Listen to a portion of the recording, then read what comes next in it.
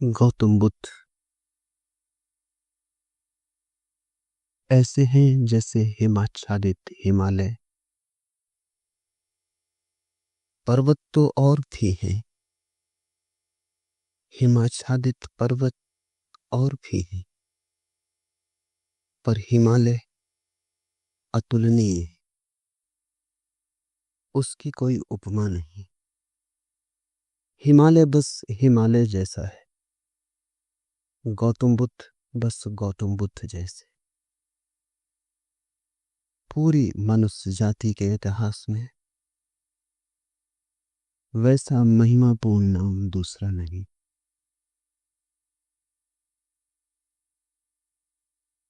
गौतम बुद्ध ने जितने हृदयों की वीणा को बजाया है उतना किसी और ने नहीं। गौतम बुद्ध के माध्यम से जितने लोग जागे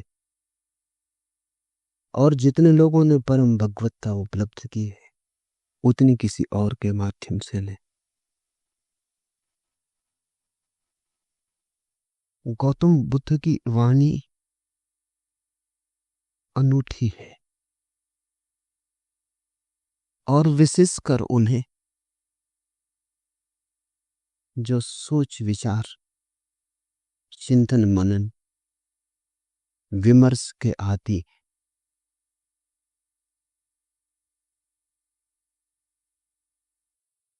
हृदय से भरे हुए लोग सुगमता से परमात्मा की तरफ चले जाते। लेकिन हृदय से भरे हुए लोग कहाँ हैं? और हृदय से भरने का कोई उपाय भी तो नहीं है। हो तो हो, न हो तो न हो, ऐसी आकस्मिक नैसर्गिक बात पर निर्भर नहीं रहा जा सकता। बुद्ध ने उनको चेताया जिनको चेताना सर्वाधिक कठिन है। विचार से भरे लोग, बुद्धिवादी, चिंतन मननशील, प्रेम और भाव से भरे लोग तो परमात्मा की तरफ सरलता से झुक जाते हैं। उन्हें झुकाना नहीं पड़ता। उनसे कोई ना भी कहे तो भी वे पहुंच जाते हैं, उन्हें पहुंचाना नहीं पड़ता। लेकिन वे तो बहुत थोड़े हैं और उनकी संख्या रोज थोड़ी होती गई है। उंगलियों पर गिने जा सके ऐसे लोग हैं। मनुष्य का विकास मस्तिष्क की तरफ हुआ है, मनुष्य मस्तिष्क से भरा है। इसलिए जहां जीसस हार जाए, जहां कृष्ण की पकड़ न बैठे, वहां भी बुद्ध नहीं हारते। वहां भी बुद्ध प्राणों की अंतरतम में पहुंच जाते। बुद्ध का धर्म बुद्धि का धर्म कहा गया है। बुद्धि पर उसका आदि तो है, अंत नहीं। शुरुआत बुद्धि से है, प्रारंभ बुद्धि से है, क्योंकि मनुष्य वहां खड़ा है। लेकिन अंत अंत उसका बुद्धि में नहीं। अंत तो परम अतिक्रमण है, जहां सब विचार खो जाते, सब बुद्धिमत्ता विसर्जित हो जाती, जहां केवल साक्षी, मात्र साक्षी शेष रह जाता है। लेकिन बुद्ध का प्रभाव उन लोगों में तत्क्षण अनुभव होता है जो सोच विचार में कुशल है। बुद्ध के साथ मनुष्य जाति का एक नया अध्याय शुरू हुआ। 25 वर्ष पहले बुद्ध ने वह कहा जो आज भी सार्थक मालूम पड़ेगा और जो आने वाली सदियों तक सार्थक रहेगा।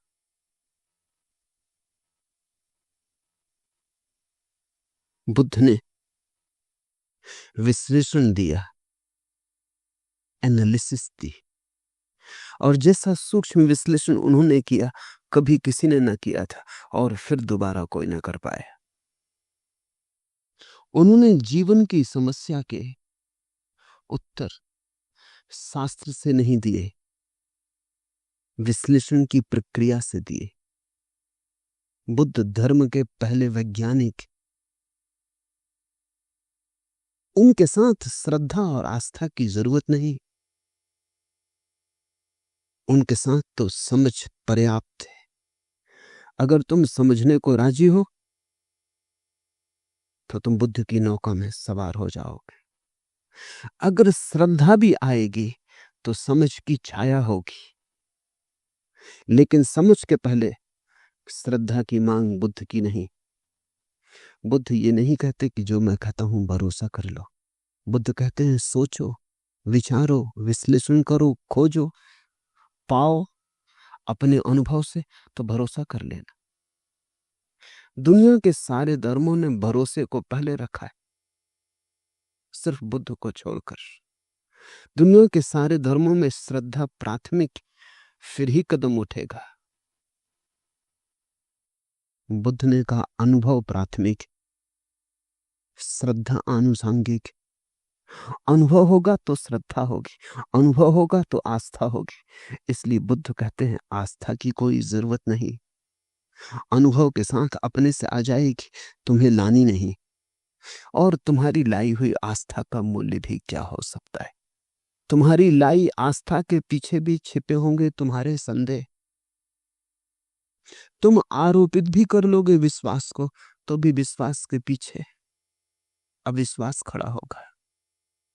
तुम कितनी ही दृढ़ता से भरोसा करना चाहो, लेकिन तुम्हारी दृढ़ता कपती रहेगी और तुम जानते रहोगे कि जो तुम्हारे अनुभव में नहीं उतरा है, उसे तुम चाहो भी तो भी कैसे मान सकते हो, मान भी लो तो भी कैसे मान सकते हो।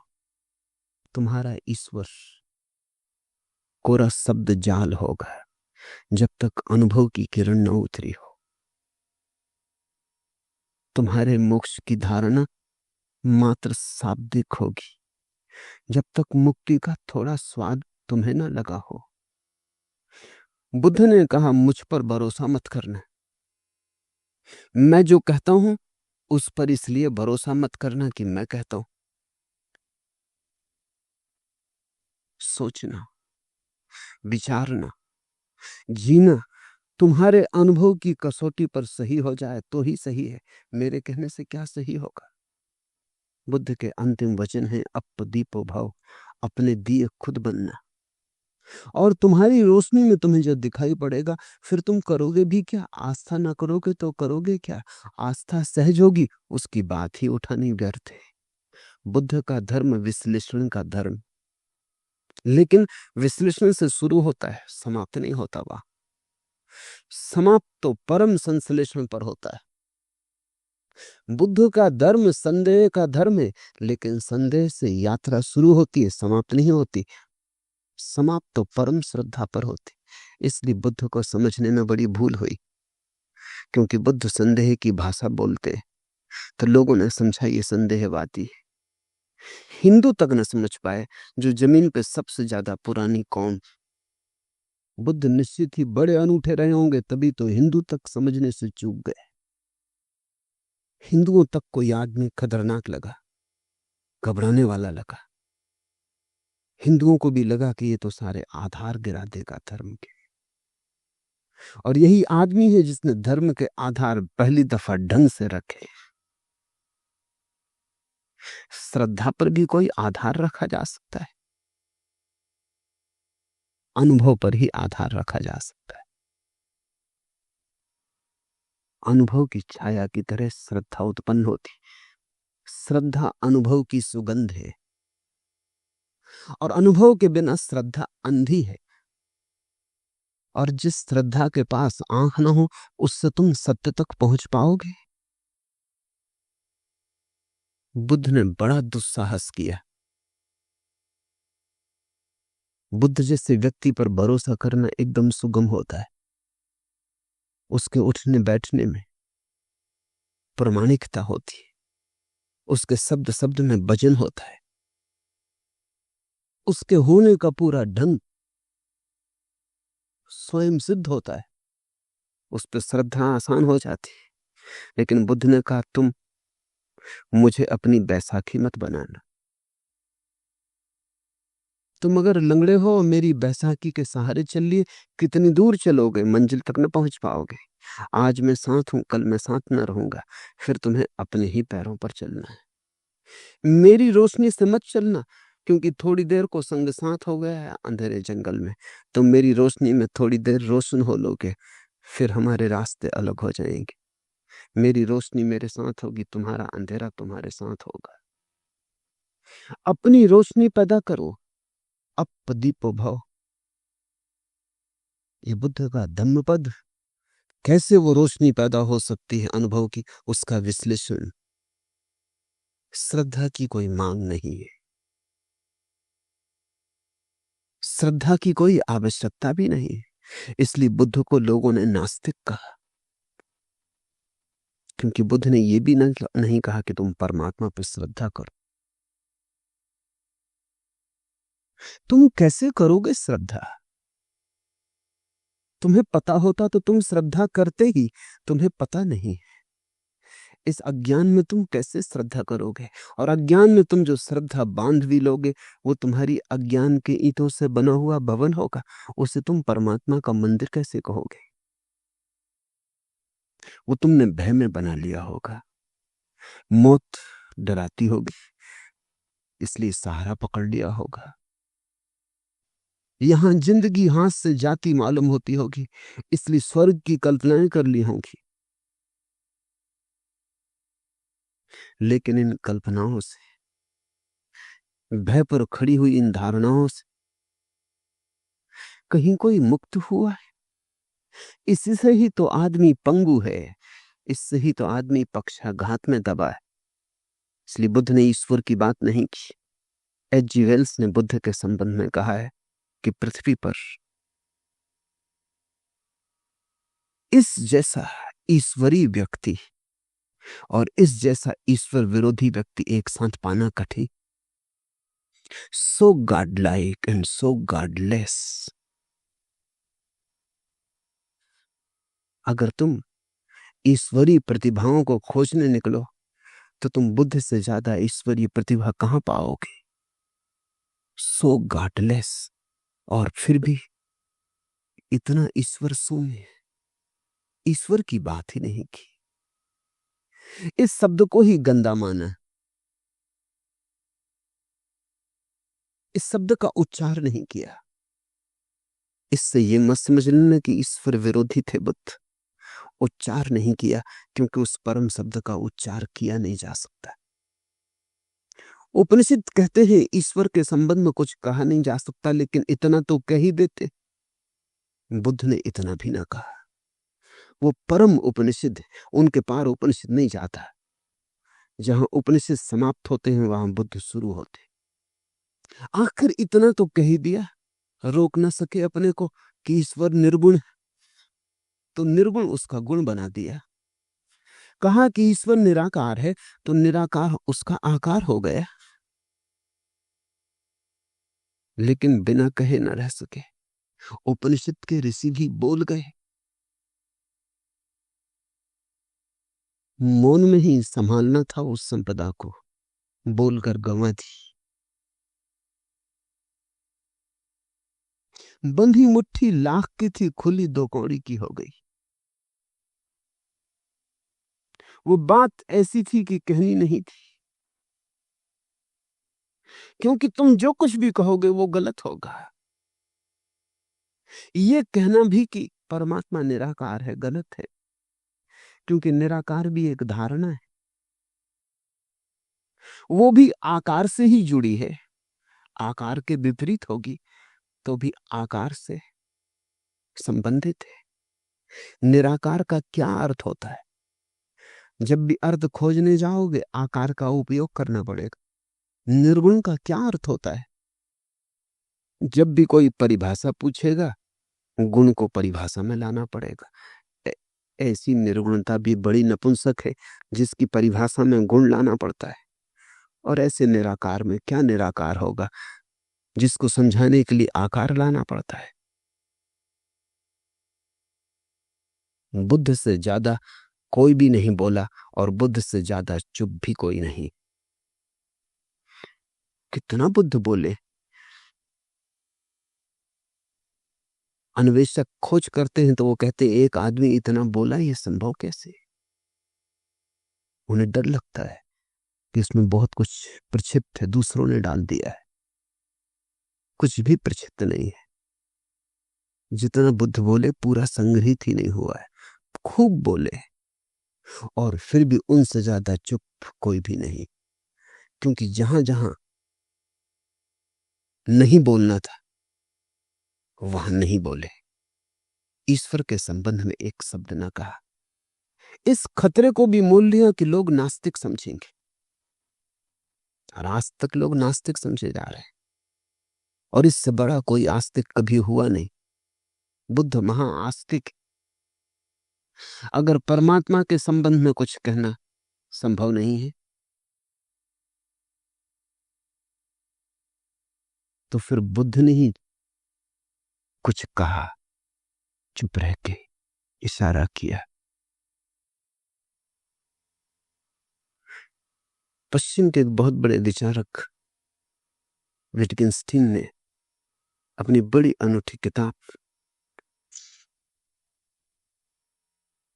ट्रैक्टेटस में लिखा है कि जिस संबंध में कुछ कहा ना जा सके उस संबंध में बिल्कुल चुप रह जाना उचित है। That which cannot be said must not be said। जो नहीं कहा जा सकता कहना ही मत, कहना ही नहीं चाहिए। अगर विटगेंस्टीन बुद्ध को देखता तो समझता, अगर विटगेंस्टीन के वचन को बुद्ध ने समझा होता तो मुस्कुराते और उन्होंने स्वीकृति दी होती। विटगेंस्टीन को भी पश्चिम में लोग नास्तिक समझे, नास्तिक नहीं, पर जो कही नहीं जा सकती बात अच्छा है ना ही कही जाए। कहने से बिगड़ जाती, कहने से गलत हो जाती। लाओस से तक कहता तो है प्रथम वचन में अपने ताओ ते किंग में कि सत्य कहा नहीं जा सकता और जो भी कहा जाए वो असत्य हो जाता है, लेकिन फिर भी सत्य के संबंध में बहुत सी बातें कही, बुद्ध ने नहीं कही। तुम कहोगे फिर बुद्ध कहते क्या रहे। बुद्ध ने स्वास्थ्य के संबंध में एक शब्द भी नहीं कहा, केवल बीमारी का विश्लेषण किया और निदान किया, औषधि की व्यवस्था की। बुद्ध ने कहा मैं एक वैद्य हूं, मैं कोई दार्शनिक नहीं। मैं तुम्हारी बीमारी का विश्लेषण करूंगा, निदान करूंगा, औषधि सुझा दूंगा, और जब तुम ठीक हो जाओगे तभी तुम जानोगे कि स्वास्थ्य क्या है। मैं उस संबंध में कुछ भी ना कहूंगा। स्वास्थ्य जाना जाता है, कहा नहीं जा सकता। बीमारी मिटाई जा सकती है, बीमारी समझाई जा सकती है, बीमारी बनाई जा सकती है, बीमारी का इलाज हो सकता है, सही हो सकता है, गलत हो सकता है, बीमारी के साथ बहुत कुछ हो सकता है। स्वास्थ्य, जब बीमारी नहीं होती तब जो शेष रह जाता है वही, उस तरफ केवल इशारे हो सकते हैं, मौन इंगित हो सकते हैं, वे भी प्रत्यक्ष नहीं, बड़े परोक्ष।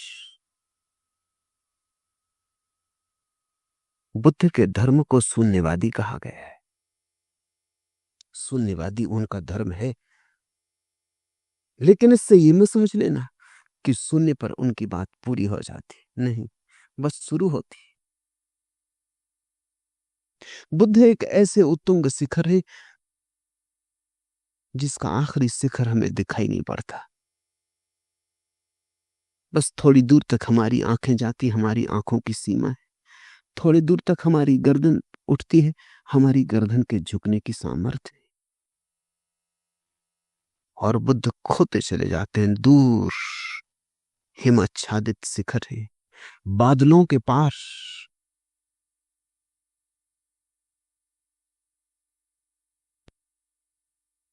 उनका प्रारंभ तो दिखाई पड़ता है, उनका अंत दिखाई नहीं पड़ता। यही उनकी महिमा है। और प्रारंभ को जिन्होंने अंत समझ लिया वो भूल में पड़ गए।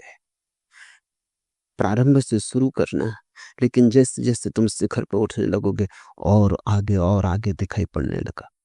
और आगे दिखाई पड़ने लगेगा। बहुत लोग बोले, बहुत लोगों ने मनुष्य के रोग का विश्लेषण किया है, लेकिन ऐसा सचोट नहीं। बड़े सुंदर ढंग से लोगों ने बातें कही, बड़े गहरे प्रतीक उपाय में लाए हैं, पर बुद्ध के कहने का ढंग ही और अंदाजे बयां और। जिसने एक बार सुना पकड़ा गया, जिसने एक बार आंख से आंख मिला ली फिर भटक न पाया। जिसको बुद्ध की थोड़ी सी भी झलक मिल गई उसका जीवन रूपांतरित हुआ।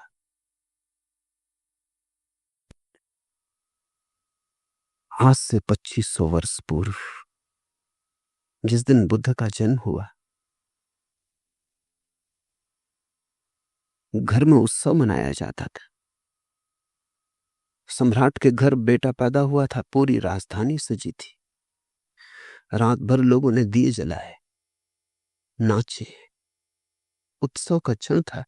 बूढ़े सम्राट के घर बेटा पैदा हुआ था, बड़े दिन की प्रतीक्षा पूरी हुई थी, बड़ी पुरानी अभिलाषा थी पूरे राज्य की। मालिक बूढ़ा होता जाता था और नए मालिक की कोई खबर न थी। इसलिए बुद्ध को सिद्धार्थ नाम दिया। सिद्धार्थ का अर्थ होता है अभिलाषा का पूरा हो जाना। पहले ही दिन जब द्वार पर बैंड बाजे बजते थे, शहनाई बजती थी, फूल बरसाए जाते थे महल में, चारों तरफ प्रसाद बंटता था, हिमालय से भागा हुआ एक वृद्ध तपस्वी द्वार पर खड़ा हुआ आकर। उसका नाम था असीता।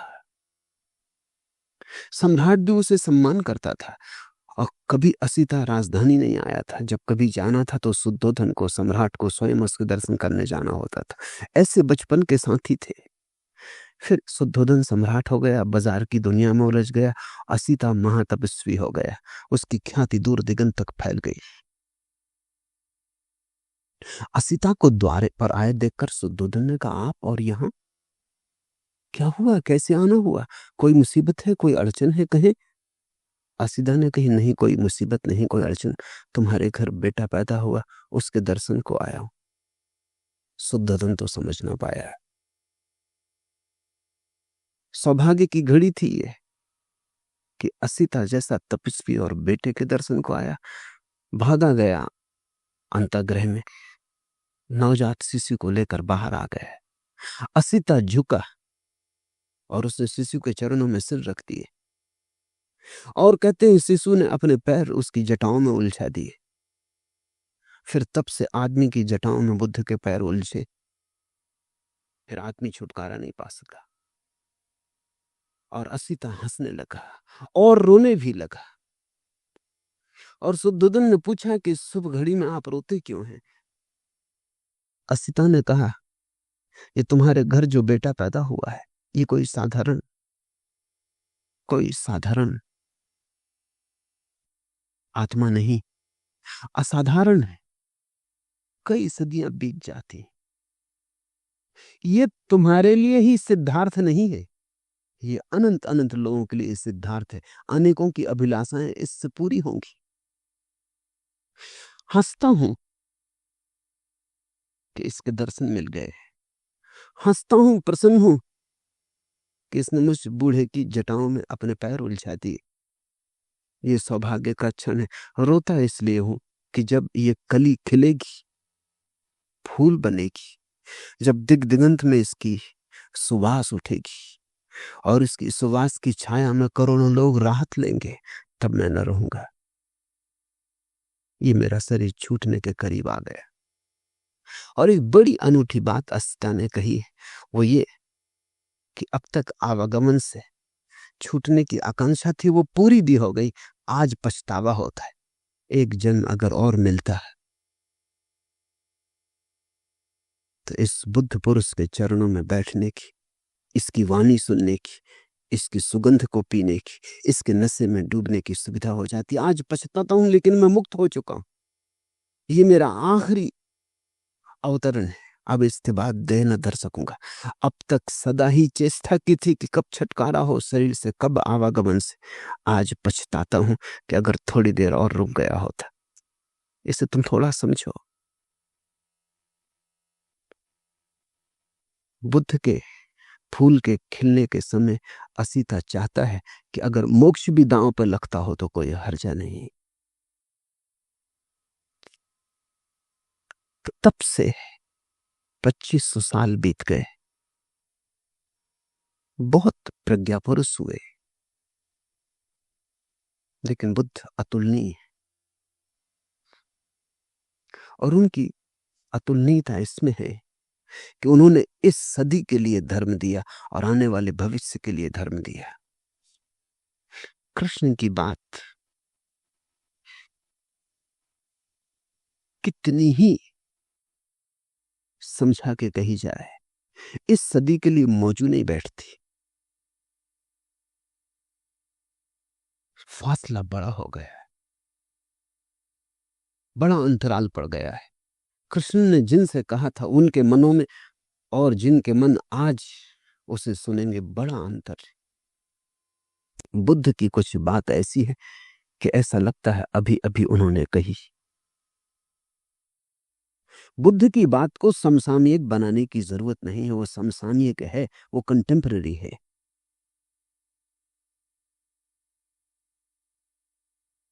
कृष्ण पर बोलो तो कृष्ण को खींच के लाना पड़ता है 20वीं सदी में, बुद्ध को नहीं लाना पड़ता है। बुद्ध जैसे खड़े ही हैं 20वीं सदी में ही खड़े, और ऐसा अनेक सदियों तक रहेगा। क्योंकि मनुष्य ने जो होने का ढंग अंगीकार कर लिया है बुद्धि का, वो अब ठहरने को है, वो अब जाने को नहीं। और उसके साथ ही बुद्ध का मार्ग ठहरने को है। धम्मपद उनका विश्लेषण, उन्हें जो जीवन की समस्याओं की गहरी छानबीन की है उसका विश्लेषण है। एक एक शब्द को गौर से समझने की कोशिश करना, क्योंकि ये कोई सिद्धांत नहीं है जिन पर तुम श्रद्धा कर लो। ये तो निष्पत्तियां हैं प्रयोग की। अगर तुम भी इनके साथ विचार करोगे तो ही इन्हें पकड़ पाओगे। ये आंख बंद करके स्वीकार कर लेने का सवाल नहीं है। ये तो बड़े सोच विचार मनन का सवाल है।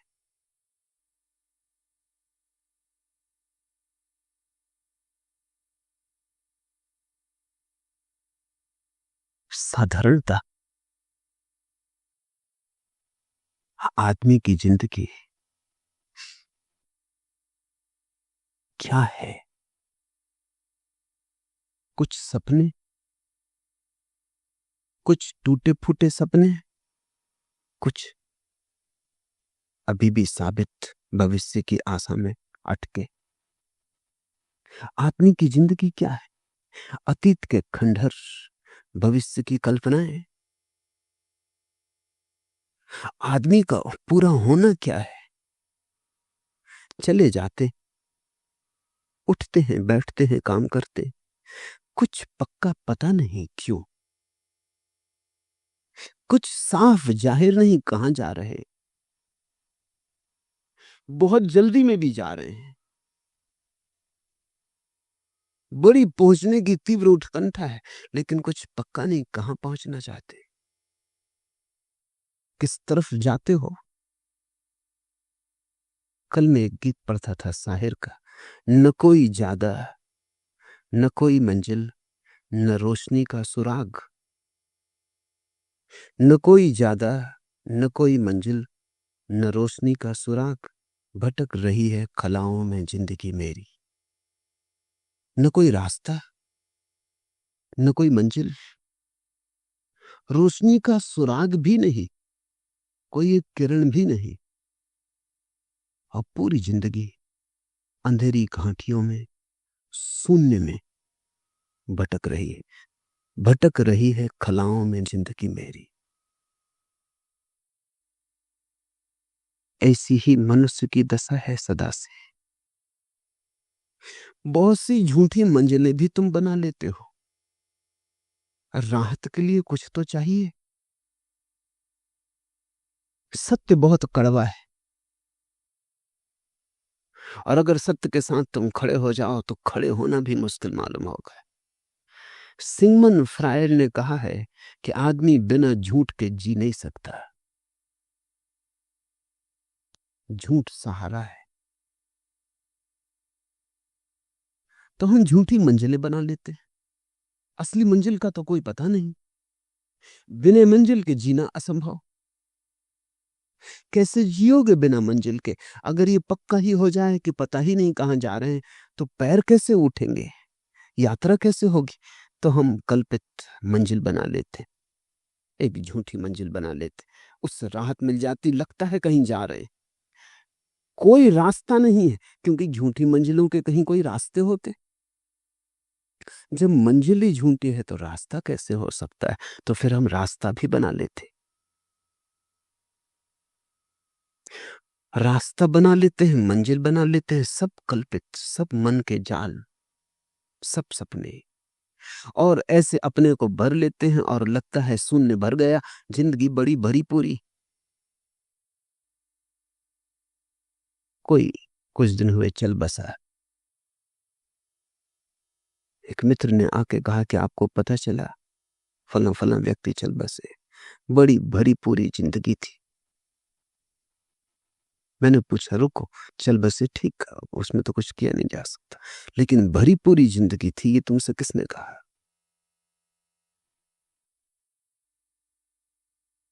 शायद उन्होंने सोच के कहा भी नहीं था।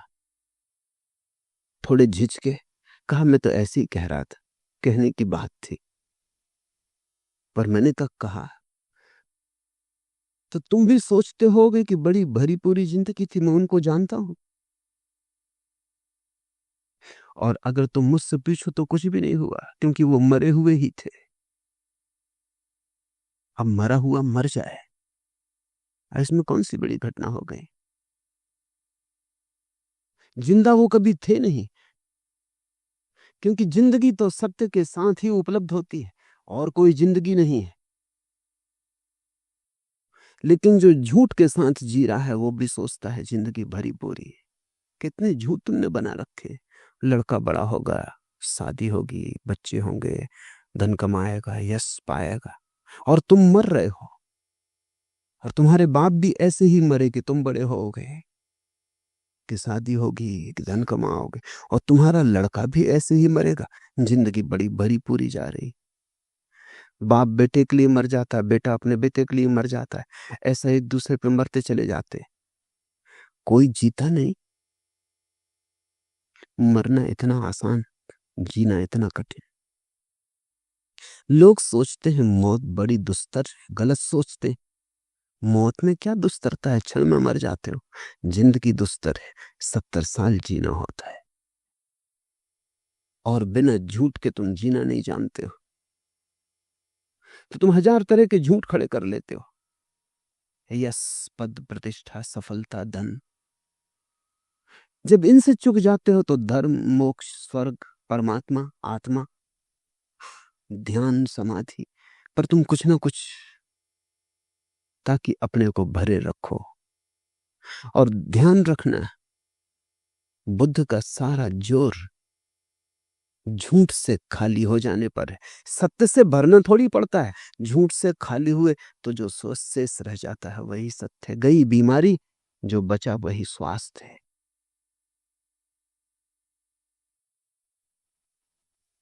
लेकिन कितने ही लोगों ने जगाने की कोशिश की है, तुम जागते नहीं। आदमी का झूठ को पैदा करने का अभ्यास इतना गहरा है कि वो बुद्ध के आसपास भी, बुद्ध भी मौजूद हों जगाने को, तो उनके आसपास भी अपनी नींद की सुविधा जुटा लेता है। बुद्ध जगाते हैं, तुम उनके जगाने की चेष्टा को भी नशा बना लेते हो। तुम हर चीज में से शराब निकाल लेते। ऐसी कोई चीज नहीं है जिसमें से तुम शराब ना निकाल लो। इसलिए तो बुद्ध आते हैं, चले जाते हैं, बुद्ध पुरुष पैदा होते हैं, विदा हो जाते। तुम अपनी जगह अडिग खड़े रहते, तुम अपने झूठ से हटते नहीं। शायद बुद्ध पुरुषों ने जो कहा उसको भी तुम अपने झूठ में सम्मिलित कर लेते हो। क्या है तुम्हारे झूठ का राज? अहंकार। अहंकार सरासर झूठ है। ऐसी कोई चीज कहीं है नहीं। तुम हो नहीं, सिर्फ एक भ्रांति हो। है तो पूर्ण, सारा अस्तित्व इकट्ठा है। ये भ्रांति है कि तुम अलग हो। कल ही एक मित्र से मैंने कहा कि अब जागो। तो उन्होंने कहा कि कोशिश बहुत करता हूं, मन निंदा से भी भर जाता है, अपने प्रति अपराधी भी मालूम होता हूं, बेईमान भी मालूम पड़ता हूं, क्योंकि जो करना चाहिए मालूम है, समझ में आता और नहीं कर रहा हूं। तो मैंने उनसे कहा तुम एक ही कृपा करो, ये करने का ख्याल छोड़ दो, क्योंकि उसने पैदा किया, वही श्वास ले रहा है, तुम करना भी उसी पे छोड़ दो। उन्होंने कहा कि जन्म उसने दिया, इतना तक तो मैं मान सकता हूं, लेकिन बाकी और काम वही कर रहा है, ये नहीं मान सकता। ये तो मैं मान ही नहीं सकता कि बेईमानी भी वही कर रहा है। अभी थोड़ा सोचने जैसा है। हमें भी लगेगा कि बेचारा धार्मिक बात तो कह रहा है ये व्यक्ति, कि बेईमानी कैसे परमात्मा पे छोड़ दो। लेकिन नहीं, सवाल ये नहीं है। अहंकार, ये कोई परमात्मा को बचाने की चेष्टा नहीं है कि परमात्मा पे बेईमानी कैसे सौंप दूं। ये भी अहंकार को बचाने की चेष्टा है। ध्यान रखना, जब बेईमानी तुम करोगे तो ईमानदारी भी तुम ही करोगे।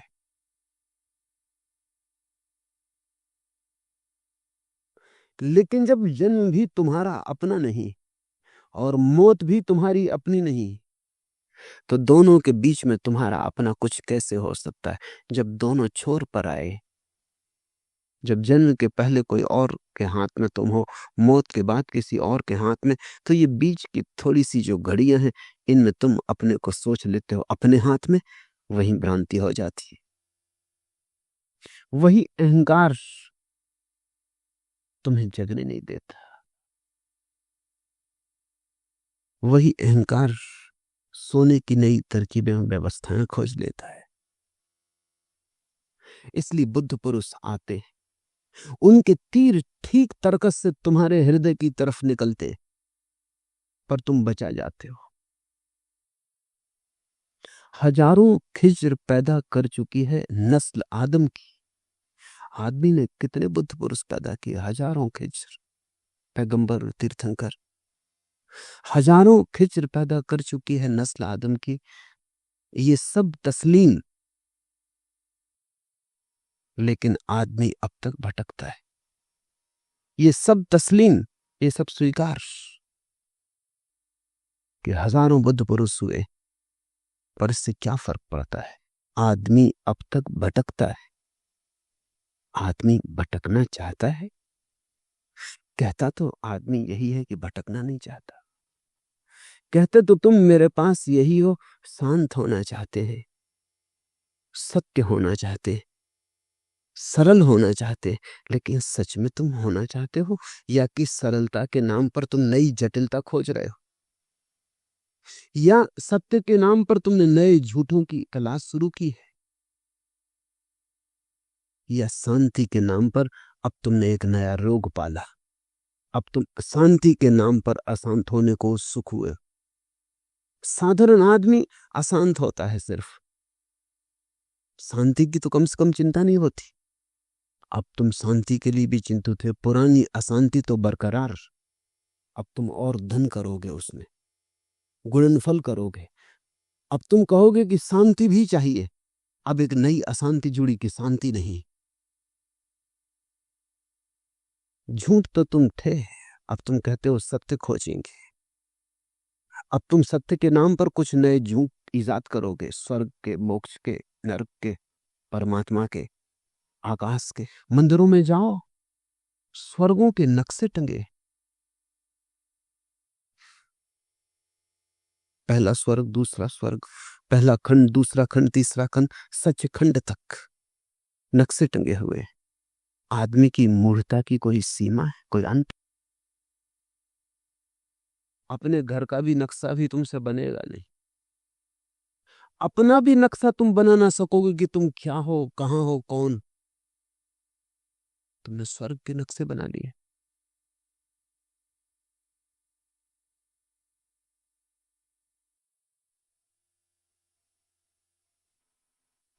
एक दुकान पर एक शिकारी कुछ सामान खरीद रहा था। अफ्रीका जा रहा था शिकार करने, कहीं जंगल में भटक ना जाए, इसलिए उसने एक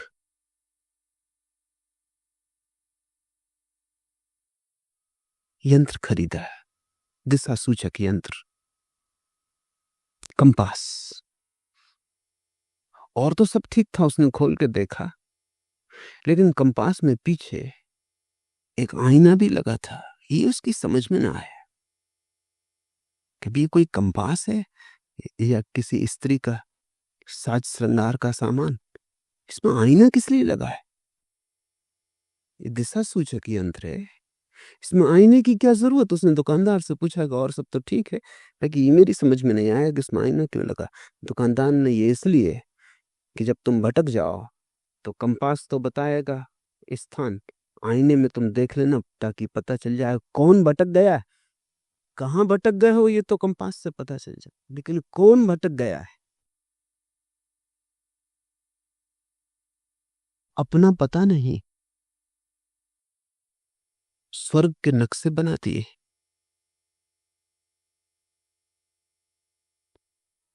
विवाद चल रहे हैं लोगों के, कितने नरक होते हैं। हिंदू कहते हैं 3, जैन कहते हैं 7। बुद्ध ने बड़ी मजाक की, उन्होंने कहा 700।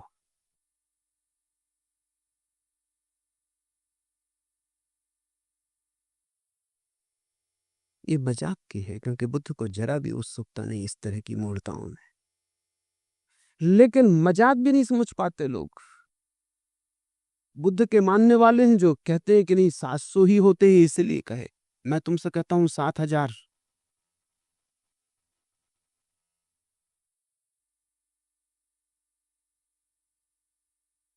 आदमी सत्य से भी झूठ खोज लेता है,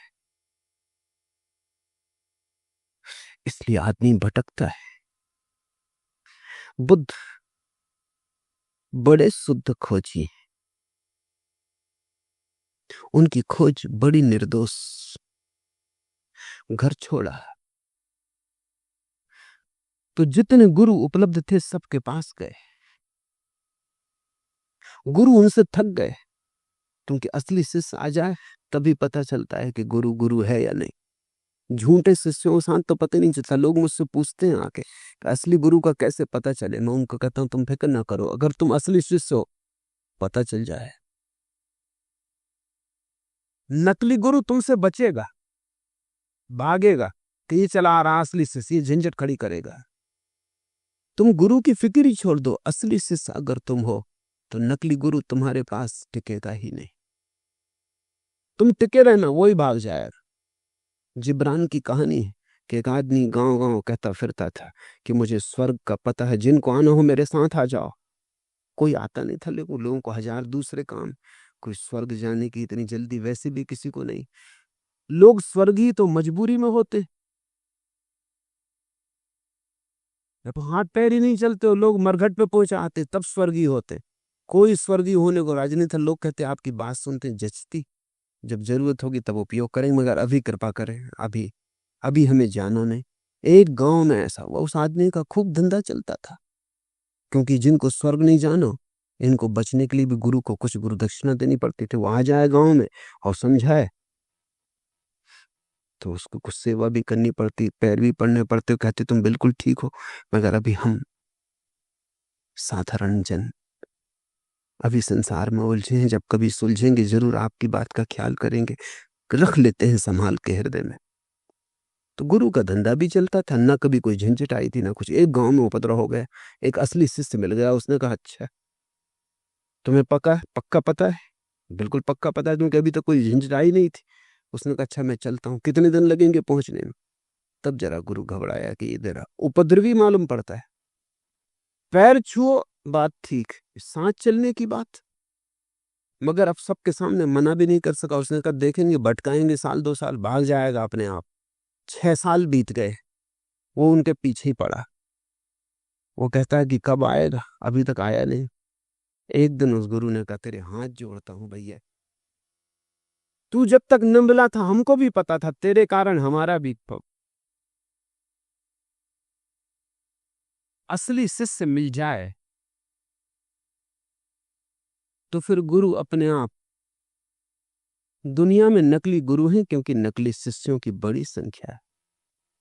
नकली गुरु तो बाई प्रोडक्ट, वो सीधे पैदा नहीं होते, नकली शिष्य उन्हें पैदा कर लेता है।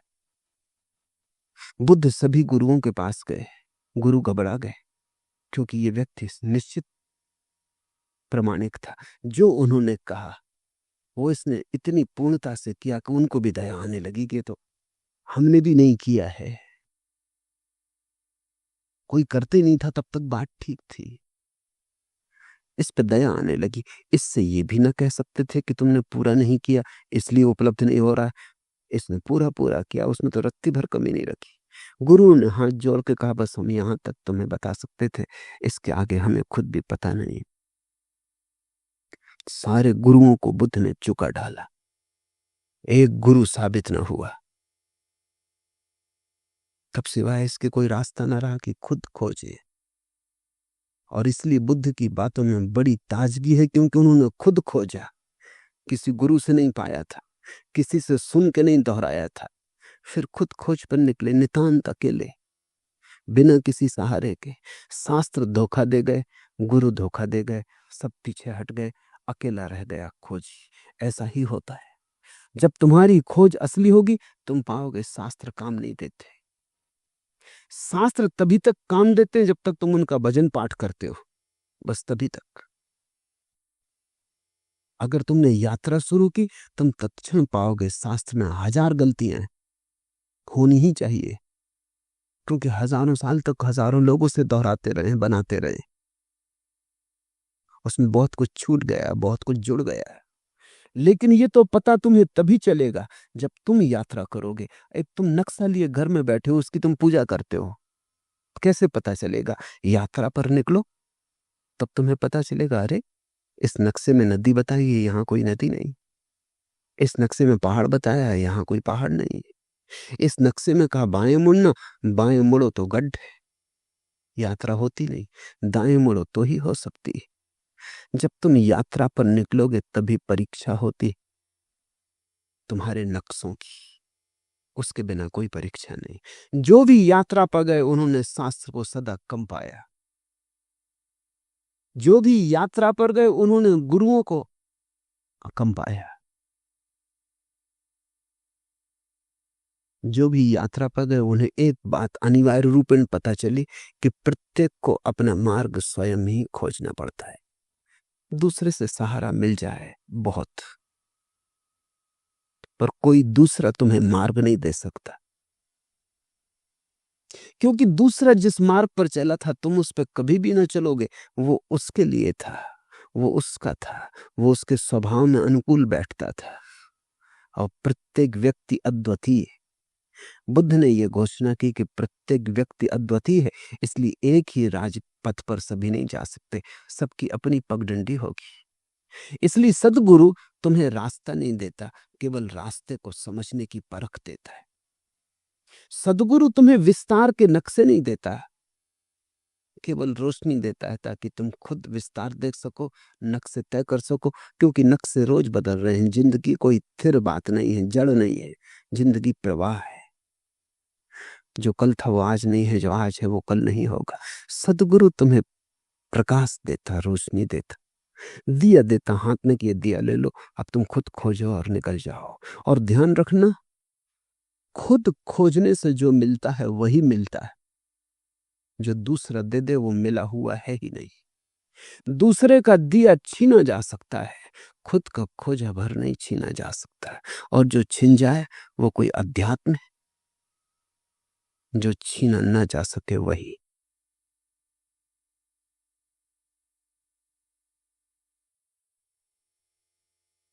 पहली गाथा, मन सभी प्रवृत्तियों का पुरोगामी है, मन उनका प्रधान है, वे मनोमय। यदि कोई दोषयुक्त मन से बोलता है या कर्म करता है तो दुख उसका अनुसरण वैसे ही करता है जैसे गाड़ी का चक्का खींचने वाले बैलों के पैर का।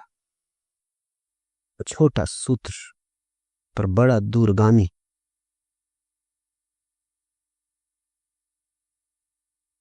ध्यान रखना, बुद्ध किसी शास्त्र को नहीं दोहरा रहे हैं, बुद्ध से शास्त्र पैदा हो रहा है।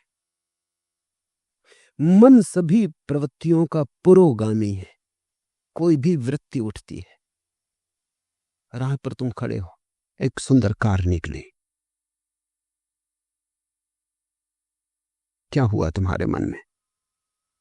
एक छाप पड़ी, एक काली कार निकली, एक प्रतिबिंब गूंजा। कार के निकलने से वासना पैदा नहीं होती। अगर तुम देखते रहो और तुम्हारा देखना ऐसा ही तटस्थ हो जैसे कैमरे की आंख होती, कैमरे के सामने से भी कार निकल जाए, वो फोटो भी उतार देगा, तो भी कार खरीदने नहीं जाएगा और न सोचेगा कि कार खरीदनी है। अगर तुम वहां खड़े हो और कैमरे जैसी तुम्हारी आंख है, तुमने सिर्फ देखा, काली कार गुजर गई, चित्र बना गया, एक छाया आई गई, कुछ भी कठिनाई नहीं। लेकिन जब ये काली छाया कार की तुम्हारे भीतर से निकल रही, तब तुम्हारे मन में एक कामना जगी, ऐसी कार मेरे पास हो। मन में एक विकार उठा, एक लहर उठी, जैसे पानी में किसने कंकड़ फेंका और लहर उठी। कार तो जा चुकी, अब लहर तुम्हारे साथ है। अब ये लहर तुम्हें चलाएगी, तुम धन कमाने में लगोगे, या तुम चोरी करने में लगोगे, या किसी की जेब काटोगे। अब तुम कुछ करोगे। अब वृत्ति ने तुम्हें पकड़ा। अब वृत्ति तुम्हारी कभी क्रोध करवाएगी अगर कोई बाधा डालेगा। अगर कोई मार में आएगा तो तुम हिंसा करने को उतारू हो जाओगे, मरने मारने को उतारू हो जाओगे। अगर कोई सहारा देगा तो तुम मित्र हो जाओगे, कोई बाधा देगा तो शत्रु हो जाओगे। अब तुम्हारी रातें इसी सपने से भर जाएंगी। बस ये कार तुम्हारे आसपास घूमने लगेगी, जब तक ये ना हो जाए तुम्हें चैन न मिलेगा। और मजा ये है कि वर्षों की मेहनत के बाद जिस दिन ये तुम्हारी हो जाएगी, तुम अचानक पाओगे कार तो अपनी हो गई, लेकिन अब इन वर्षों की बेचैनी का अभ्यास हो गया है। अब बेचैनी नहीं छोड़ती, कार तो अपनी हो गई लेकिन बेचैनी नहीं जाती, क्योंकि बेचैनी का अभ्यास हो गया। अब तुम इस बेचैनी के लिए नया कोई यात्रा पथ खोजोगे। बड़ा मकान बनाना है, हीरे जवाहरात खरीदने हैं। अब तुम कुछ और करोगे, क्योंकि अब बेचैनी तुम्हारी आदत हो गई। और अब इस बेचैनी का तुम क्या करोगे? इस सालों तक बेचैनी को संभाला, कार तो मिल गई, लेकिन अब कार का मिलना न मिलना बराबर। अब ये बेचैनी पकड़ गई। इसलिए तो धनी बहुत लोग हो जाते हैं और धनी नहीं हो पाते, क्योंकि जब वे धनी होते हैं तब तक बेचैनी अभ्यास का हो गया उसका। जब तक धनी हुए तब तक चैन से ना रह सके, सोचा कि जब धनी हो जाएंगे तब चैन से रह लेंगे। लेकिन चैन कोई इतनी आसान बात है? अगर बेचैनी का अभ्यास घना हो गया तो धनी तो तुम हो जाओगे, बेचैनी कहां जाएगी? तब और धनी होने की दौड़ लगती और मन कहता और धनी हो जाएं फिर। लेकिन सारा जाल मन का है। बुद्ध ने अपनी एक एक वृत्ति को जांचा और पाया कि वृत्ति मन के सरोवर में उठी लहर है। वृत्ति का मतलब ही लहर होता है। वो मन का कब जाना है। अगर मन निष्कंप रह जाए तो कोई वृत्ति पैदा नहीं होती। अगर मन कप गया तो वृत्ति पैदा हो जाती है। फिर कोई फर्क नहीं पड़ता कि किस चीज से कपता है। आज से 2500 साल पहले बुद्ध के समय में कार तो नहीं थी, तो कई नासमझ सोचते हैं कि तब बड़ी शांति थी क्योंकि कार नहीं थी। तो कार की तो चिंता पैदा नहीं हो सकती थी। हवाई जहाज नहीं था तो हवाई जहाज खरीदना, इसकी चिंता तो पैदा नहीं हो सकती थी। लेकिन तुम गलती में हो, चिंताएं इतनी ही थी क्योंकि किसी के पास शानदार बैलगाड़ी थी, बग्घी थी, वो चिंता पैदा करवाती थी। किसी के पास शानदार घोड़ा था, वो चिंता पैदा करवाता था। चिंता के लिए विषय से कोई फर्क नहीं पड़ता।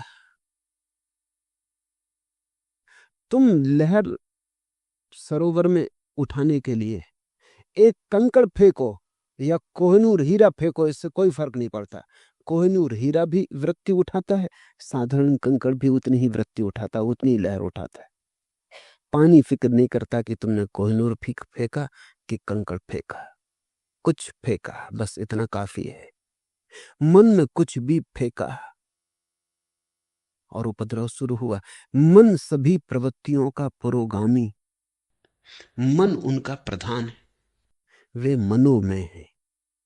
यदि कोई दोषयुक्त मन से बोलता है या कर्म करता है तो दुख उसका अनुसरण वैसे ही करता है जैसे गाड़ी का चक्का खींचने वाले बैलों के पैर का। बुद्ध ने एक सूत्र पाया, जीवन में दुख है, हम भी जीवन में दुखी। और जब हमें दुख पकड़ता है तो हम पूछते हैं किसने दुख पैदा किया, कौन मेरा दुख पैदा कर रहा है? पत्नी, पति, बेटा, बाप, मित्र, समाज, कौन मेरा दुख पैदा कर रहा है? आर्थिक व्यवस्था, सामाजिक ढांचा, कौन मेरा दुख पैदा कर रहा है? मार्क्स से पूछो तो वो कहता है दुख पैदा हो रहा है क्योंकि समाज का आर्थिक ढांचा गलत है, गरीबी है, अमीरी है, इसलिए दुख पैदा हो रहा। फ्राइड से पूछो तो वो कहता है दुख इसलिए पैदा हो रहा है कि मनुष्य को अगर उसकी वृत्तियों के प्रति पूरा खुला छोड़ दिया जाए तो वो जंगली जानवर जैसा हो जाता है। दुख पैदा होगा उससे, सभ्यता नष्ट हो जाएगी। अगर उसे संभाला बुझाया जाए, तैयार किया जाए, परिष्कृत किया जाए तो दमन हो जाता है। दमन होने से दुख पैदा होता है। इसलिए फ्राइड ने कहा दुख कभी भी ना मिटेगा। अगर आदमी को बिल्कुल खुला छोड़ दो तो मारकाट हो जाएगी क्योंकि आदमी के भीतर 1000 तरह की जानवरी वृत्तियां। अगर दबाओ, ढंग का बनाओ, सज्जन बनाओ तो दमन हो जाता है। दमन होता है तो दुख होता रहता है, वृत्तियां पूरी नहीं हो पाती। पूरी करो तो मुसीबत, न पूरी करो तो मुसीबत। तो फ्राइड ने तो अंत में कहा कि आदमी जैसा है कभी सुखी हो ही नहीं सकता, सुख असंभव है। फ्राइड और मार्क्स, इनका विश्लेषण ही अगर अकेला विश्लेषण होता तो पक्का है कि आदमी कभी सुखी नहीं हो सकता, क्योंकि रूस में गरीब अमीर मिट गए लेकिन दुख नहीं मिटा। गरीब अमीर मिट गए तो दूसरे वर्ग खड़े हो गए। कोई पद पर है, कोई पद पर नहीं, कोई कम्युनिस्ट पार्टी में है, कोई कम्युनिस्ट पार्टी में नहीं। जो पद पर है वो इतना शक्तिशाली हो गया है जितना धनी पुराने दिनों में कभी भी न था, और जो पद पर नहीं है वो इतना निर्बल हो गया है जितना भूखा भिखमंगा गरीब कभी नहीं था। धनी के हाथ में इतनी ताकत कभी नहीं थी जितनी रूस में पदाधिकारी के हाथ में। संघर्ष वहीं के वहीं खड़ा है, भेद वहीं के वहीं खड़ा है। वर्ग नए बन गए, पुराने मिटे। तो कुछ ऐसा लगता है आदमी बीमारी बदलता जाता है। क्रांतियों के नाम से केवल बीमारी बदलती है, कुछ भी बदलता नहीं। ऊपर के ढंग बदलते हैं, भीतर का रोग जारी रहता है। सब क्रांतियां व्यर्थ हो गई। सिर्फ बुद्ध की एक क्रांति अभी भी सार्थकता रखती। बुद्ध कहते हैं तुम्हारे मन में ही कारण। बाहर खोजने गए, पहला कदम ही गलत पड़ गया, अब तुम ठीक कभी ना हो पाओगे। तुम्हारे मन में ही दुख का कारण है। जब भी तुम किसी को दुख देना चाहते हो तुम दुख पाओगे। जब भी तुम दुख देने की आकांक्षा से भरे किसी विचार के पीछे जाते हो, तुम दुख के बीज बो रहे हो। दूसरे को दुख मिलेगा या नहीं मिलेगा, तुम्हें दुख जरूर मिलेगा। तुम अगर आज दुख पा रहे हो तो बुद्ध कहते हैं कल बोए बीजों का फल है। और अगर कल तुम चाहते हो दुख न पाओ तो आज कृपा करना, आज बीज मत बोना। यदि कोई दोषयुक्त मन से बोलता है, सोचता है, व्यवहार करता है या वैसे कर्म करता है, तो दुख उसका अनुसरण वैसे ही करता है जैसे गाड़ी जाती तो बैलों के पीछे चाक चले आते।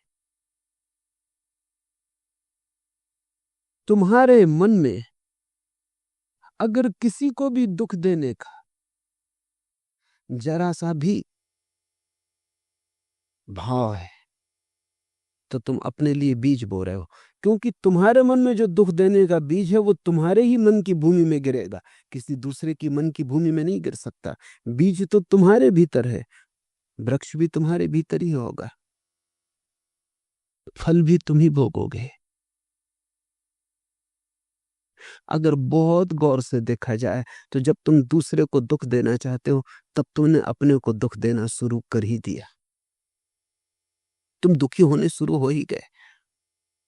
तुम क्रोधित हो, किसी पर क्रोध करके उसे नष्ट करना चाहते हो, उसे तुम करोगे या नहीं ये दूसरी बात है, लेकिन तुमने अपने को नष्ट करना शुरू कर दिया। बुद्ध कहते थे क्रोध से बड़ी कोई मूढ़ता नहीं, दूसरे के कसूर के लिए तुम अपने को दंड देते हो। एक आदमी ने तुम्हें गाली थी, कसूर उसका होगा, अब क्रोधित तुम हो रहे हो, दंड तुम अपने को दे रहे हो, कसूर उसका था। इससे ज्यादा मूढ़ता और क्या हो सकती।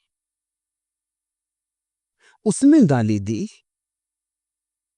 उसकी समस्या है, तुम क्यों बीच में आते हो। तुम गाली मत लो,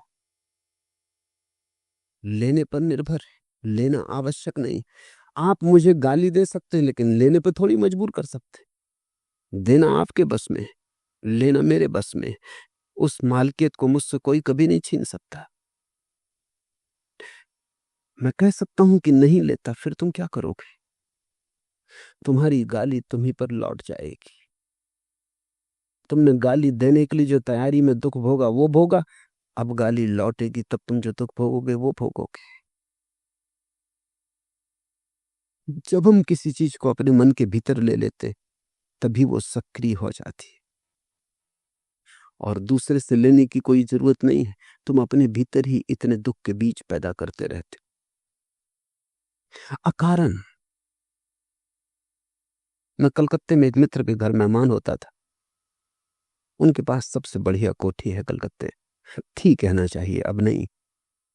अब एक दूसरी कोठी खड़ी हो गई और पड़ोस में ही खड़ी हो गई।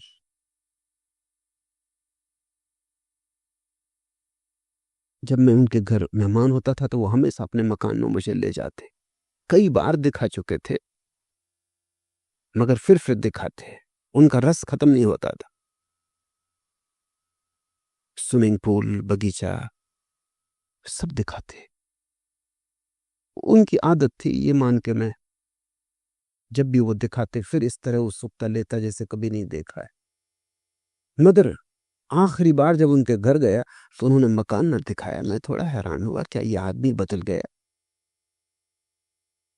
मैंने पूछा कि क्या मामला है, मकान नहीं दिखलाइएगा। कहने लगे क्या खाक दिखलाएं, क्या हुआ। देखते नहीं कि बगल में एक बड़ा मकान खड़ा हो गया, जब तक इससे बड़ी कोठी न कर लो तब तक अब चैन नहीं। अब क्या दिखाना है। इनका मकान वैसी का वैसा है क्योंकि बगल का मकान इनके मकान में कुछ फर्क नहीं किया है। इनका मकान ठीक उतना ही सुंदर है जैसा था, लेकिन बगल में एक मकान खड़ा हो गया। बड़ी लकीर किसी ने खींच दी, इनकी लकीर छोटी हो गई बिना छुए। किसी ने छुआ नहीं, हाथ नहीं लगाया, मगर बगल में एक लकीर खड़ी हो गई। उनकी पत्नी ने मुझसे कहा कि कुछ समझाइए इनको, न सोते हैं न चैन। इनकी छाती पर बोझ हो गया है वो बगल का मकान। बगल के मकान वाले को शायद पता भी न हो कि कोई जला भुंजा जा रहा है, कि कोई मरा जा रहा है। मगर इस आदमी ने अपने भीतर एक बीज बो लिया। ये उस मकान से नहीं आया है, क्योंकि इसकी पत्नी को कोई तकलीफ नहीं, इसकी पत्नी भी वही है, इसे कोई तकलीफ नहीं, मकान से नहीं आया है। इसके अपने भीतर के मन का रोग है, एक ईर्ष्या जगी, अहंकार को चोट लगी है। मैंने उनसे कहा कि मैं सदा जानता था कभी न कभी ये झंझट होगी। आप अपने मन में अपने मकान का इतना रस लेते कि कोई भी मकान अगर खड़ा हो गया तो आप जी ना सकोगे। क्योंकि सदा आपको देख के मुझे ऐसा लगा ये मकान आपके लिए नहीं है, आप मकान के लिए हो। आप मालिक नहीं हो, ये मकान मालिक है।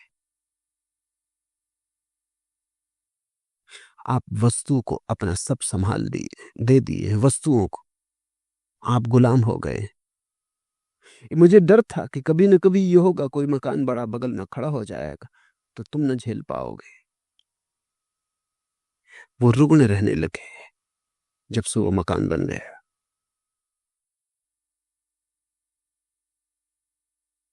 मन में सारा खेल है। यही जिंदगी मुसीबत, यही जिंदगी मसरत, यही जिंदगी हकीकत, यही जिंदगी फसाना। कैसी मन की व्याख्या है, कैसे तुम देखते हो, कैसे तुम सोचते हो, कैसी तुम व्याख्या करते हो जीवन की, सब उस पर निर्भर है। मन सभी प्रवृत्तियों का पुरोगामी है, मन उनका प्रधान है। यदि कोई प्रसन्न मन से बोलता है या कर्म करता है तो सुख उसका अनुसरण करता है। वैसे ही जैसे कभी साथ न छोड़ने वाली छाया। अगर तुम दुखी हो तो अपने को कारण जानना, अगर सुखी हो तो अपने को कारण जानना। अपने से बाहर कारण को मत ले जाना, वही धोखा है। इसको ही मैं धार्मिक क्रांति कहता हूं। जिस व्यक्ति ने अपने जीवन के सारे कारणों को अपने भीतर देख लिया, वो व्यक्ति धार्मिक हो गया। क्योंकि अब उसके हाथ में है बात। अब दुखी होना हो तो तुम जानते हो कौन से बीज बोने, सुखी होना हो तो जानते हो कौन से बीज बोने। अब कोई मजबूरी न रही। फिर अगर दुख नहीं मजा लेना हो तो मजे से बीज बो, कोई बाधा नहीं डाल सकता। लेकिन एक बात फिर तुम ना कर सकोगे कि दुख के तो बीज बो और रोना भी रो कि मैं दुखी क्यों। अपने ही हाथ से जहर पियो और फिर रो कि मैं मर क्यों रहा हूं। मरना हो मजे से जहर पियो, जीनो हो मत पियो। तुम्हारे हाथ है, तुम्हारी प्याली है, तुम्हारा जहर है, और तुम्ही को जीना या मरना है। उसने मुझे डांटा, मुझे मारा, मुझे जीत लिया, मेरा लूट लिया। जो ऐसी गांठें मन में बनाए रखते उनका वैर शांत नहीं होता। उसने दूसरे पर जिनका सारा जोर, उसने मुझे डांटा, उसने मुझे मारा, उसने मुझे जीत लिया, मेरा लूट लिया। जो दूसरे पर नजर रखते। बुद्ध का एक शिष्य हुआ, पूर्ण काश्यप। वो निश्चित ही पूर्ण हो गया था, इसलिए उसे बुद्ध पूर्ण कहते हैं। फिर एक दिन बुद्ध ने उससे कहा कि पूर्ण, अब तू पूर्ण सच में ही हो गया। अब मेरे साथ साथ डोलने की कोई जरूरत ना रही। अब तू जा, अब तू गांव गांव नगर नगर घूम और डोल, मेरी खबर ले जा। मेरे पास तूने जो पाया है उसे लुटा। पुण्य का भगवान, किस दिशा में जाऊं? आप इशारा करते।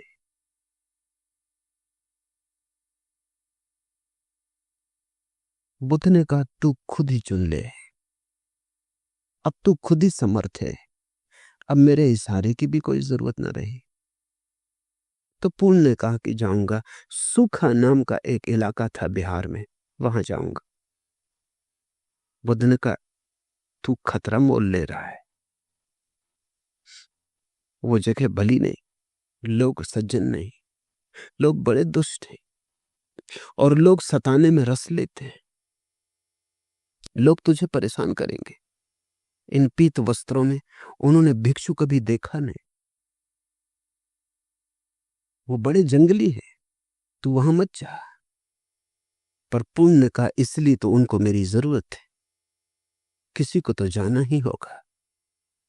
कब तक वे जंगली रहे, कब तक उनको पशुओं की तरह रहने दिया जाए? मुझे जाना होगा, आज्ञा दे। बुद्ध ने कहा जा, मेरे 2-3 सवालों के जवाब दे दे। पहला, अगर वे तुझे गालियां दे, अपमान करें तो तुझे क्या होगा? तो पूर्ण ने कहा, ये भी आप मुझसे पूछते हैं क्या होगा? आप भली भांति जानते हैं कि मैं प्रसन्न होऊंगा, क्योंकि मेरे मन में ये भाव उठेगा, कितने भले लोग हैं, सिर्फ गालियां देते, मारते नहीं। मार भी सकते थे। बुद्ध ने कहा ठीक, मगर अगर मारने ही लगे तो तेरे मन में क्या होगा?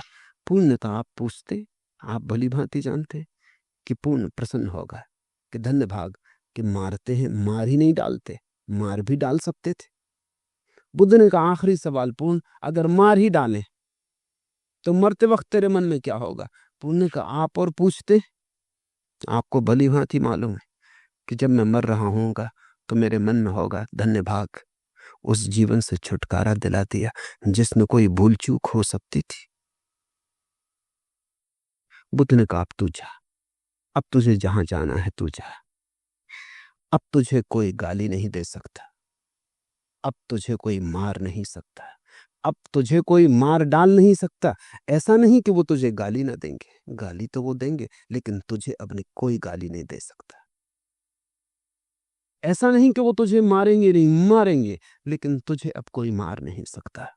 और कौन जाने कोई तुझे मार भी डाले, लेकिन अब तू अमृत है, अब तेरी मृत्यु संभव नहीं। सारा खेल मन का है। कैसे हम देखते, उसने मुझे डांटा, उसने मुझे मारा, मुझे जीत लिया, मेरा लूट लिया। जो ऐसी गांठें मन में नहीं बनाए रखते हैं, उनका वैर शांत हो जाता है। और वैर नरक है, कहीं और कोई नरक नहीं। शत्रुता में जीना नरक है। तुम जितनी शत्रुता अपने चारों तरफ बनाते हो, उतना तुम्हारा नरक बड़ा हो जाता है। तुम जितनी मित्रता अपने चारों तरफ बनाते हो, उतना स्वर्ग खड़ा हो जाता है। स्वर्ग मित्रों के बीच जीने का नाम है, नरक शत्रुओं के बीच जीने का नाम है। और सब तुम पे निर्भर है। नरक कोई भौगोलिक जगह नहीं है और न कोई स्वर्ग कोई भौगोलिक जगह है। नक्शों में मत पड़ना। मनोदशाएं, स्टेट्स ऑफ माइंड। जब तुम सारे जगत को मित्र की तरह देखते हो, ऐसा नहीं कि सारा जगत मित्र हो जाएगा, इस भूल में मत पड़ना। लेकिन तुम जब सारे जगत को मित्र की भांति देखते हो, तुम्हारे लिए जगत मित्र हो गया, तुम्हारे शत्रु समाप्त हो गए। और अगर कोई तुम्हारी शत्रुता करेगा तो वो शत्रुता उसके मन में होगी, वो उसकी पीड़ा पाएगा, लेकिन तुम्हें कोई पीड़ा नहीं दे सकता। इस संसार में वैर से वैर कभी शांत नहीं होता, अवैर से ही वैर शांत होता है। यही सनातन धर्म है, यही नियम है।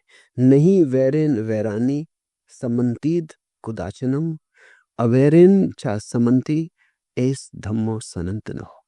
यही सनातन धर्म है। शत्रुता से शत्रुता समाप्त नहीं होती, क्रोध से क्रोध समाप्त नहीं होता,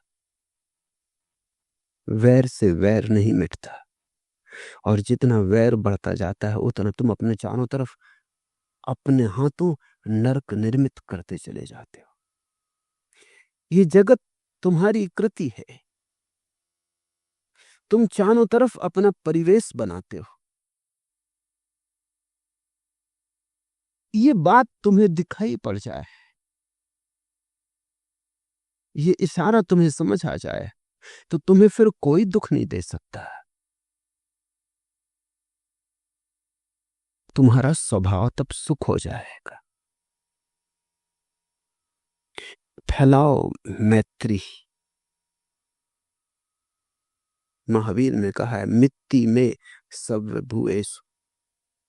वैरम मज्झ न के नहीं, मेरी मित्रता सबसे है, सारे विश्व से, सब भूतों से, सब भूए से, और वैर मेरा किसी से भी नहीं। महावीर के कानों में भी खीले ठोकने वाले मिल गए, पत्थर मारने वाले मिल गए, महावीर को गांव गांव से खदेड़ कर बाहर निकालने वाले मिल गए, लेकिन महावीर यही कहते रहे, वैरम मच्छ न के नहीं, मेरी किसी से कोई शत्रुता नहीं। उनकी होगी, उनका हिसाब वो जाने। अभी कुछ दिन पहले मैं एक कहानी कह रहा था कि दो मनोवैज्ञानिक, एक ही मकान में उनका दफ्तर था, रोज सुबह आते, लिफ्ट में सवार होते, अक्सर सांस सांस सवार होते। वो जो लिफ्ट को चलाने वाला सेवक था वो बड़ा हैरान था। जब भी वे दोनों सांस सांस जाते तो पहले एक मनोवैज्ञानिक उतरता, 10वीं 12वीं मंजिल पे कहीं। जब भी वो उतरता, दरवाजे से लौट के दूसरे मनोवैज्ञानिक के ऊपर थूकता, चला जाता अपनी तरफ, और दूसरा चुपचाप अपना रुमाल निकाल के अपना मुंह पोंछ लेता, टाई पोंछ लेता, या कोट पे पड़ गया होता थूक, पोंछ लेता, रख लेता और अपने गुस्सा तैयारी करने लगता, क्योंकि 15वें या 20वें मंजिल पे उसको उतरना। आखिर उस लिफ्ट मैन को और संभालना मुश्किल हो गया। एक दिन उसने कहा कि बात बहुत हो जा रही, ये मामला क्या है, ये आदमी क्यों आपके ऊपर थूकता है? तो उस मनोवैज्ञानिक ने कहा, ये उसकी समस्या है, उसी से पूछो, मेरा इसमें कोई हाथ ही नहीं है, ये समस्या उसकी है, उसी से पूछो, बेचारा, जरूर कोई ना कोई पागलपन उसे सवार है, मेरा तो कुछ भी नहीं बिगड़ता है, पूछ लेता हूं, उसकी सोचो, असली तकलीफ वही पा रहा है। थूकने के पहले तकलीफ पाता होगा, थूकते वक्त तकलीफ पाता है, पीछे तकलीफ पाता होगा, क्योंकि समस्या उसकी है, वही कुछ कर रहा है, हम तो केवल दर्शक हैं। अगर जीवन को ऐसे देखने की कला आ जाए तो फिर तुम्हें कोई दुख नहीं दे सकता। दूसरा देना भी चाहे तो ये उसकी समस्या है। और तुम इस भ्रांति में कभी मत पड़ना कि वैर से तुम दूसरों के वैर को मिटा दोगे, कभी कोई नहीं मिटा पाया। प्रेम से ही मिटता है वैर, करुणा से ही मिटता है क्रोध। इस संसार में वैर से वैर कभी शांत नहीं होते, अवैर से ही होते, यही सनातन नियम है, ये बुद्ध के धर्म की आधारशिला है। और थोड़ा सोचो भी कि कौन तुम्हें सुख दे पाता है, कौन तुम्हें दुख दे पाता है, सब तुम्हारे मन का ही हिसाब है। अभी घड़ी भर पहले जो बात सुख देती थी, घड़ी भर बाद दुख देने लगती। अभी जो बात दुख दे रही, घड़ी भर बाद सुख दे सकती। तुम्हारी व्याख्या, तुम कैसे उस बात को पकड़ते हो, क्या उस बात को रंग देते हो, क्या रूप देते हो। और अगर तुम्हें यह दिखाई पड़ जाए कि कोई दूसरा सुख नहीं दे सकता, तो दुख कैसे देगा? किसने तुम्हें कभी कोई सुख दिया, याद है कुछ? किसने तुम्हें कभी कोई आनंद दिया, याद है कुछ? और जब किसी ने कोई सुख नहीं दिया तो दुख कोई क्या देगा? मैं एक गीत कल पढ़ता था, बात मूल्यवान लगी। डरूं में किस लिए गुस्से से, प्यार में क्या था, मैं अब खिजा जो रोऊं, बहार में क्या था। डरूं में किस लिए गुस्से से, प्यार में क्या था। जब दूसरे के प्यार से कुछ न मिला, तब उसके गुस्से से क्या परेशान होना है। जब प्यार ही कुछ न दे सका तो गुस्सा क्या छीन लेगा। मैं अब खिजा जो रोऊं, बहार में क्या था। और अब पतझड़ आ गई, सब वीरान हुआ जाता है। इसको रो, लेकिन बाहर में क्या था?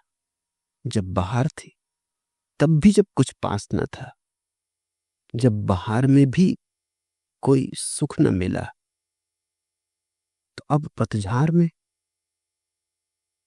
दुख का क्या प्रयोजन है? लेकिन आदमी बड़ा अजीब है, जिनसे तुम्हें सुख नहीं मिला उनसे भी तुम दुख ले लेते हो। जिनके जीते जी तुम्हें कभी कोई शांति नहीं मिली, उनके मरने पर तुम रोते हो। मैं एक युगल को जानता हूं। जब तक पति जिंदा रहा, पति और पत्नी निरंतर कलह करते रहे। कभी कभी मेरे पास आते थे, लेकिन सुलझाव कोई आसान न था। सब उलझाव सुलझ जाएं, पति पत्नी के बड़े मुश्किल से सुलझते, क्योंकि सुलझाने ही नहीं चाहते। शायद वही उनकी जिंदगी, वही व्यस्तता है, वही कुल भराव है, वो भी चला जाए तो फिर बड़ा खाली हो जाता है। कई बार तलाक देने की बात भी उठी, लेकिन उस पे भी राजी ना हो पाते थे। फिर पति शराब पीने लगा और शराब पीते पीते मरा। जवान ही था, अभी कोई 36 साल उम्र थी, ज्यादा नहीं थी। जब मर गया तो पत्नी मेरे पास आई, छाती पीट पीट कर रोने लगी। मैंने उससे कहा, अब तू रोना बंद कर, क्योंकि जिस आदमी के कारण तू कभी हंसी नहीं, उसके लिए रोना क्या? और मैं जानता हूं कि 1000 बार तेरे मन में ये सवाल उठता रहा होगा कि ये आदमी मर ही जाए तो अच्छा। बोल, झूठ कहता हूं या सच? वो थोड़ी चौंकी। उसने कहा, आपको कैसे पता चला? पता चलने की क्या बात है? कितनी बार तूने नहीं सोचा है कि आदमी मर ही जाए तो झंझट मिटे? अब मर गया, आकांक्षा पूरी हो गई, अब क्यों रोती है? जिससे तुझे सुख नहीं मिला, उससे दुखी होने का क्या प्रयोजन है? लेकिन यही बड़े मजे की बात है, सुख लेने में तो तुम बड़े कंजूस, दुख लेने में तुम बड़े कुशल। सुख तो तुम बामुश्किल स्वीकार करते हो, दुख तुम द्वार सजा के खड़े हो सदा, स्वागतम, हाथ फैलाए खड़े हो सदा। तुम दुखी होना चाहते हो, दुखवादी हो, अन्यथा कोई कारण नहीं तुम्हारे दुखी होने का। जीवन को जो जानते, वो पहचान लेते हैं कि न तो दूसरे से सुख मिलता है न दुख मिलता है, न तो किसी के जीवन से तुम्हें जीवन मिलता है, न किसी के मौत से तुम्हें मौत मिलती। डरूं मैं किस लिए, गुस्से से प्यार में क्या था? मैं अब खिजा जो रहूं, बाहर में क्या था? और जब तुम्हें दोनों बातें साफ दिखाई पड़ जाती, तब जैसे एक उद्घाटन हो जाता है भीतर, एक बिजली कौन जाती कि ये मैं ही हूं, अपनी ही शक्ल देखता हूं, दूसरे तो केवल दर्पण है। अपने ही प्रतिबिंब, अपनी ही प्रतिध्वनि, अपनी ही परछाई पकड़ता हूं, दूसरे तो केवल दर्पण है, घाटियां हैं जिनमें अपनी ही आवाज गूंज के लौट आती।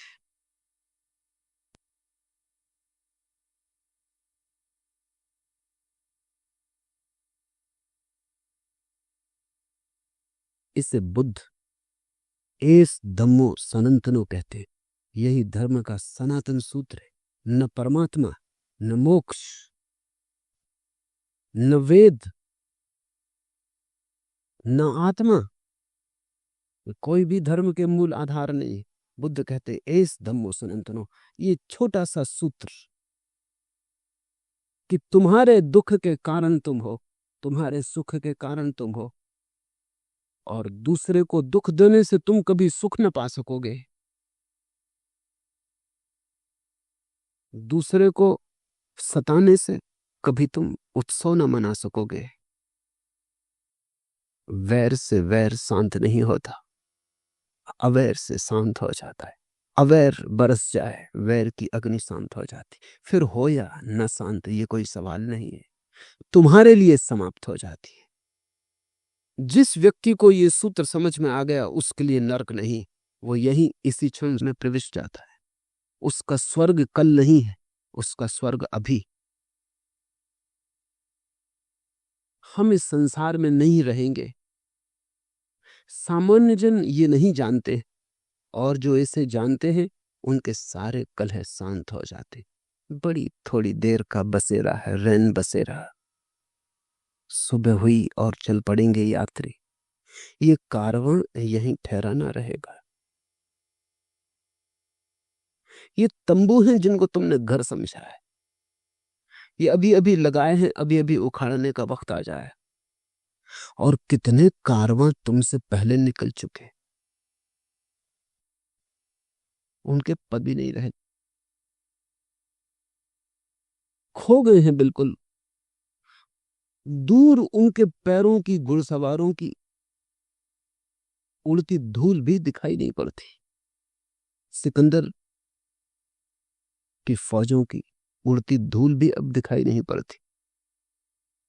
यहां क्षण भर हम हैं, हम जैसे बहुत लोग पहले थे। वैज्ञानिक कहते हैं कि एक एक आदमी के नीचे कम से कम 10-10 आदमियों की लाश गड़ी। तुम जहां बैठे हो वहां 10 आदमी मर चुके। हर आदमी मरघट पे बैठा है, लाशों के ढेर पे बैठा है। कितनी देर तुम जिंदा, थोड़ी देर जल्दी तुम भी 11वीं लाश बन जाओगे और 12वां आदमी तुम्हारे ऊपर बैठा होगा। कारवां की उड़ती धूल भी दिखाई नहीं पड़ती, कारवां खुद ही धूल हो गए। इस संसार में सदा नहीं रहेंगे, ऐसा जिसको समझ में आ गया उसी को इस संसार में रहने का ढंग आ गया।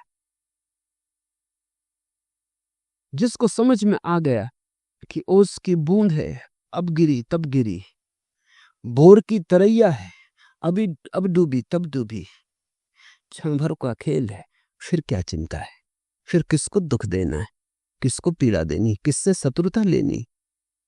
शत्रुता हम ले पाते हैं इसी आधार पर कि जैसे सदा रहना। तुम थोड़ा सोचो, अगर इसी वक्त खबर आ जाए कि आज सांझ तुम्हारी मौत हो जाएगी, पक्की खबर आ जाए, क्या तुम नहीं अपने दुश्मनों से क्षमा मांगा होगी? क्या नहीं तुम उनसे जिनको मिटाने को तत्पर थे क्षमा याचना कर लोगे? क्या वैर समाप्त नहीं हो जाएगा? जाते आदमी का क्या, कौन सा वैर, किसकी शत्रुता, कैसी शत्रुता? जब विदा होने का क्षण आ जाएगा तुम सभी से क्षमा मांग लोगे, लेकिन पक्का नहीं कि वो क्षण कब आएगा। अभी आ सकता है, लेकिन एक बात पक्की है कि कभी ना कभी आएगा, ज्यादा देर नहीं। जो कली खिल गई, अब फूल के कुम्हलाने में ज्यादा समय नहीं। सुबह हो गई, सूरज चढ़ आया, सांझ को कितनी देर है, प्रतिपल सांझ हुई जाती, सुबह के साथ ही सांझ हो गई। जिसको ऐसा दिखाई पड़ जाता है वो फिर इस जगत में वैर के बीज नहीं बोता, फिर वो कल्याण मित्र हो जाता है, फिर वो मैत्री बोता है, वो अपने स्वर्ग सल काटता है।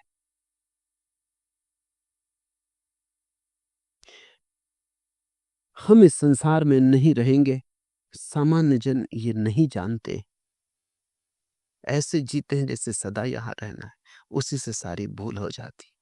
और जो इसे जानते हैं उनके सारे कलह शांत हो जाते हैं। क्षण भंगुर है जीवन, आंख झपी, क्षण भर का सपना है जीवन। इस पर बहुत भरोसा मत कर लेना, इस पे तुमने जितना ज्यादा भरोसा किया उतने ही भटक जाओगे। इसमें सो मत जाना, जागे रहना, नींद स्वाभाविक लगती है क्योंकि नींद सनातन की आदत हो गई। जागना कठिन मालूम पड़ता है क्योंकि कभी जागे नहीं।